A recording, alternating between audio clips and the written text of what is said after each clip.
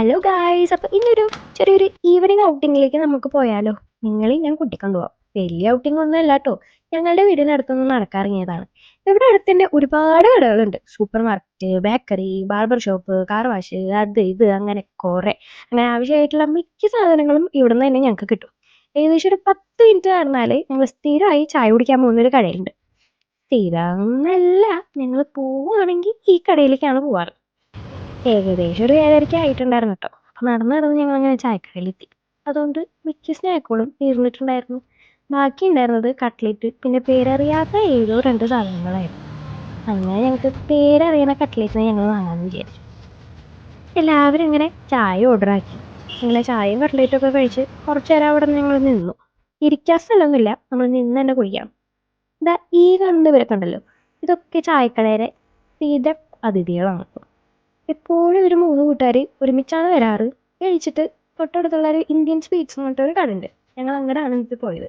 അവിടെ പല variety of chaat items കിട്ടും. പാനിപൂരി, കുൽച്ച, പാവ് ഭാജി, അങ്ങനെ കുറേ നോർത്ത് ഇന്ത്യൻ ഡിഷുകൾ അവിടെ ഉണ്ട് കേട്ടോ. ഞങ്ങളങ്ങനെ ചെന്നപ്പോൾ കുൽച്ചയും ചാനിയായിരുന്നു അതിൻ്റെ കൂടെ ഉണ്ടായിരുന്നത്. പിന്നെ പാവ് ഭാജിയും കഴിച്ചിട്ടുണ്ടായിരുന്നു. അപ്പോൾ നല്ല ടേസ്റ്റ് ഉണ്ട്. ഇതാണ് ഇവിടുത്തെ മെനു കേട്ടോ. ഇവിടെ മുംബൈ സ്റ്റൈൽ ചാട്ട് ഐറ്റംസ് കിട്ടും. അങ്ങനെ ഒരുപാട് ഓപ്ഷൻസ് ഉണ്ട്. കുറേ കോംബോ ഓഫേഴ്സ് ഒക്കെ ഉണ്ട്. പിന്നെ ഇവിടുത്തെ ഒരു പ്രത്യേകത എന്ന് പറയുമ്പോൾ എല്ലാ ചൊവ്വാഴ്ചയും ചാട്ട് ഐറ്റംസിന് ബൈ 1 ഗെറ്റ് 1 ഓഫർ ഉണ്ട്. ചാട്ട് ഐറ്റംസ് മാത്രമേ കിട്ടും. പിന്നെ ഇവിടെ കുറേ നല്ല സ്വീറ്റ്സ് കിട്ടും. നമ്മൾ കാണാത്ത കുറേ തരം സ്വീറ്റ്സ് ഉണ്ട്. ചന്ദ്രകല എന്നൊക്കെ പറഞ്ഞിട്ടൊരു സ്വീറ്റ് എനിക്ക് ഓർമ്മയുണ്ട്. പിന്നെ അവിടെ തന്നെ ഒരു ഇന്ത്യയുടെ ഒരു മാപ്പ് കാണിച്ചിട്ടുണ്ടാവും. അപ്പോൾ ഓരോ സ്റ്റേറ്റിൽ സ്പെഷ്യൽ ആയിട്ടുള്ള കുറച്ച് സ്വീറ്റ്സ് ഉണ്ടാവും. അതൊക്കെ അവരവിടെ മാർക്ക് ചെയ്ത് വെച്ചിട്ടുണ്ട് കേട്ടോ. മാർക്ക് ചെയ്ത് വെക്കൽ മാത്രമല്ല, അത് അവരവിടെ ഉണ്ടാക്കുകയും ചെയ്യുന്നുണ്ട്. പിന്നെ ഇവിടുത്തെ പ്രത്യേകത എന്ന് പറയുമ്പോൾ ഇവർ ലൈവായിട്ട് നെയ്യിലിട്ട് മൈസൂർ പാക്കില്ലേ, അത് ലൈവായിട്ട് അവരുണ്ടാക്കും. അതിൻ്റെ ഒരു മണമുണ്ടല്ലോ, ഒന്നേ അതിലിട്ട് അലിഞ്ഞു പോവും. അങ്ങനത്തെ ഒരു മൈസൂർ പാക്കാണത്. പിന്നെ ഉണ്ടല്ലോ, അവിടെ ഒരു ബെല്ലുണ്ട്.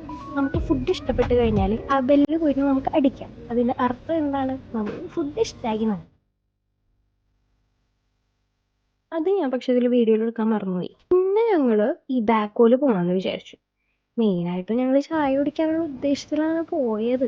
ഇതൊക്കെ ഞങ്ങൾ നടന്നു വരുമ്പോഴുള്ള സ്ഥലങ്ങളായതുകൊണ്ടേ അവിടെ ഒന്ന് കയറാണ്ടിരിക്കാൻ പറ്റുള്ളൂ. അവിടെ പലതരം ഐസ്ക്രീംസ് ഉണ്ട് കേട്ടോ. അപ്പം ഞാൻ വാങ്ങിയത് ഒരു ക്രഞ്ചി ആൽമണ്ട് എന്ന് പറഞ്ഞിട്ടുള്ള ഒരു ഫ്ലേവർ ആയിരുന്നു.